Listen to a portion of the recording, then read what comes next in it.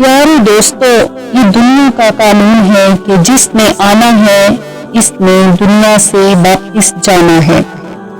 اس دنیا میں آنے کی ترتیب تو ہے مگر جانے کی نہیں۔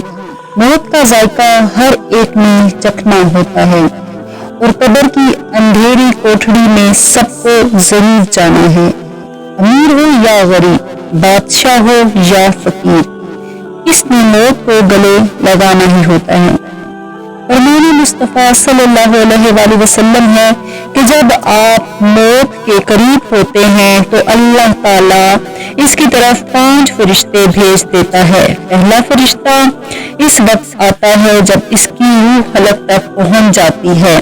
وہ فرشتہ پکار کر کہتا ہے کہ اے ابن آدم، تیری طاقت کہاں گئی؟ تیرا طاقتور بدن کہاں گیا؟ آج یہ کتنا کمزور ہے، تیری وسیع زبان کہاں گئی؟ آج یہ خاموش ہے اور تیرے عزیز کہاں گئے؟ تجھے اکیلا چھوڑ کر جب اس کی روح قبض کر لی جاتی ہے تو کفن پہنا دیا جاتا ہے۔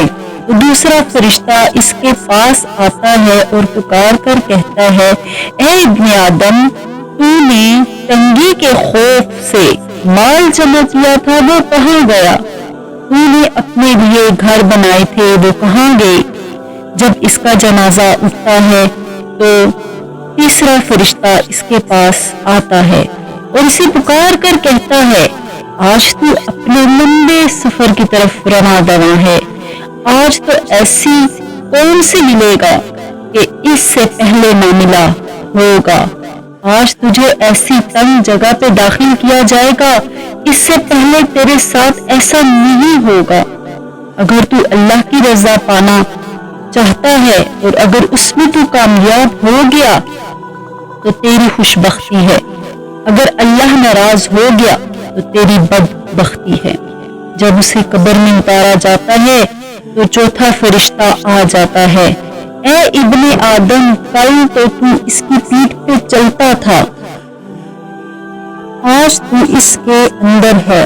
جب اس کی قبر پر مٹی ڈالی جاتی ہے تو اس کے اہل و عیال جب جا رہے ہوتے ہیں تو 5واں فرشتہ اس کے پاس آتا ہے تو اس کو پکار کر کہتا ہے، اے ابن آدم، وہ لوگ تجھے دفن کر کے چلے گئے، آج وہ تیرے پاس بیٹھے رہتے تو تجھے کوئی فائدہ نہیں پہنچا سکتے تھے۔ تو نے مال جمع کیا اور اسے غیروں کے لیے چھوڑ دیا۔ تجھے عمدہ باغوں میں آج داخل کیا جائے گا یا بھڑکتی آگ میں ڈالا جائے گا۔ میرے پیارے دوستوں، میرے پیارے بہن بھائیوں، یہ زندگی بہت مختصر ہے، اس کا کوئی بھی پتہ نہیں کہ کب موت آ جائے اور اس دنیا سے ہمیں جانا پڑ جائے۔ اس دنیا میں آنے کا مقصد یہ ہے کہ اللہ کی عبادت کریں اور نیک عمل کریں، اچھے کام کریں تاکہ ہم اپنی زندگی کو گناہوں میں صرف نہ کریں۔ موت تو آنی ہے اور ہم نے قبر میں جانا ہے، مگر افسوس کی بات ہے کہ ہم اس کے لیے کوئی تیاری نہیں کر رہے ہیں۔ ہم ساتھ لے کر کیا جائیں گے؟ ہمارے پاس تو کچھ ہے بھی نہیں، لیکن ہمارے پاس یہ وقت ہے کہ ہم سنبھل جائیں۔